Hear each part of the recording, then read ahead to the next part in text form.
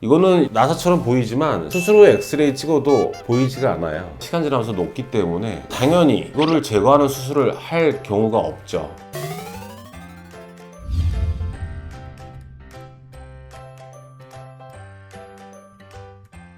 안녕하세요. 족부 건강을 책임지는 연세 건우병원 박의연입니다.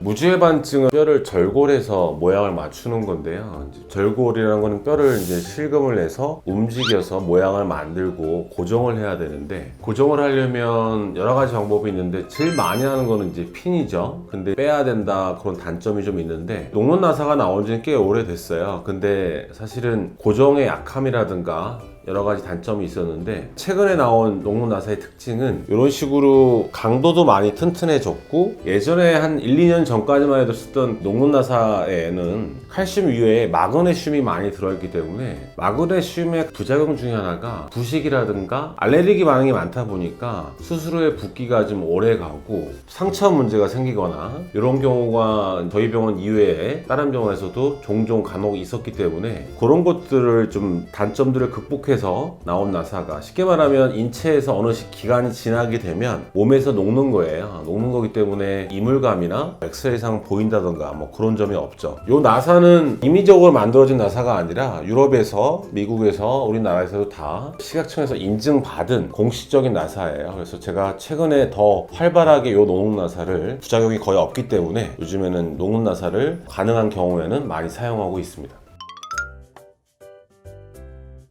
우리가 무지해반증하고 다 세 가지예요. 보통 어느 병원이나 마찬가지인데, 이렇게 쇠는 아니지만 이런 메탈 성분으로 된 핀으로 고정을 하는 방법이 있고, 그 전에 뭐 이것도 나온 지 되게 오래됐죠. 이런 메탈 성분인데 사실은 요즘은 티타늄 소재가 많아요. 그래서 사실은 거부감이 없으면 빼지 않은 임플란트 같은 이런 스크류로 고정을 하는 임플란트 나사가 있고, 세 번째가 주변에 정보가 많이 없을 텐데, 주로 여러 가지 성분이 있지만 마그네슘이 아닌 여러 가지 성분과 칼슘이 들어가 있는 녹는 나사, 이 세 가지 고정하는 방법이 있습니다.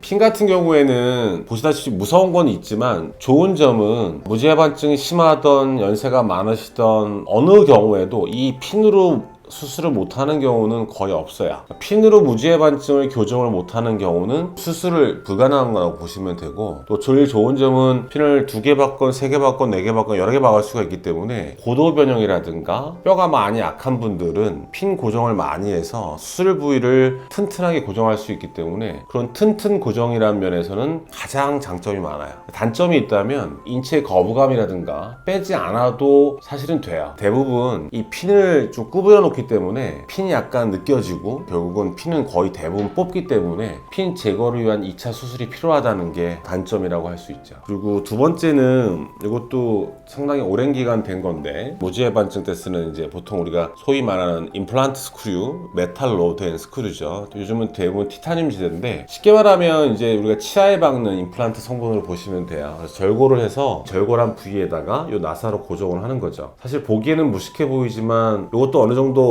튼튼해요. 튼튼하기 때문에 고정력을 좀 어느 정도 할 수 있고, 단점은 사실 이게 뭐 인체에 남는 거죠. 사람이 살다 보면 특히 젊은 분들은 몸 안에 뭐가 남아있는 걸 되게 싫어하세요. 그런 일은 없겠지만, 무지해반증 수술한 곳에 나사를 빼지 않은 경우에 만약에 수술한 부위에 외상이라든가 그런 게 있으면 이 안에 나사가 들어가 있기 때문에 사실은 좀 복잡한 골절이 일어날 수도 있는 거고, 이게 인체에 무해하더라도 약간 요 끝이 피부에서 이물감을 느껴지는 경우가 있기 때문에, 사실은 이 나사 같은 경우에도 제거를 원하는 경우가 가끔 있어요. 그래서 완전히 2차 제거를 안 하는 건 아니기 때문에, 그래서 만약에 저 같은 경우는 뼈가 어느 정도 약하지 않고 고도 변형이 아닌 경우에, 환자가 일단 나사로, 임플란트 나사로 하고 제거하는 수술을 가능하면 안 하고 싶어요. 근데 나중에 1년 지나서도 좀 불편하면 그때 뺄래요. 그런 분들은 이 나사를 많이 추천을 드리고요. 세 번째는 소위 말하는 바이오스크류죠. 칼슘이 주로 들어있고 녹는 나사인데, 이거는 이렇게 나사처럼 보이지만 시간이 지나면, 물론 수술 후에 엑스레이 찍어도 보이지가 않아요. 환자가 수술 후 엑스레이 보면 놀라죠. 뼈는 일자로 교정이 되는데 안에 고정물이 하나도 안 보이기 때문에, 사실은 환자들 입장에서는 되게 깔끔하다 그렇게 생각할 수 있고, 뼈 안에 녹는 나사가 시간 지나면서 녹기 때문에 이건 당연히 이거를 제거하는 수술을 할 경우가 없죠. 그래서 2차 제거 수술이 없는 게 가장 좋은 점이에요. 근데 단점이 있다면 아시다시피 이게 메탈 성분이 아니기 때문에 고도 변형 그리고 뼈가 많이 약한 분들은 이게 절골 부위에서 이 뼈를 고정하는 힘이 좀 한계가 있어요. 그래서 저 같은 경우는 농문나사를 원하시는 분들이 있을 때는 설명을 드리죠. 아마 연세를 고려하거나 무지하반증 정도에 따라서 보통 저는 중등도까지 그리고 나이가 너무 많지 않은 한 60대 중반에서 70대 이하 분들한테 환자분이 원하는 경우 또 농문나사에 대해 제 설명에 다 이해하시는 경우에는 그런 경우에는 농문나사를 많이 하고 있습니다.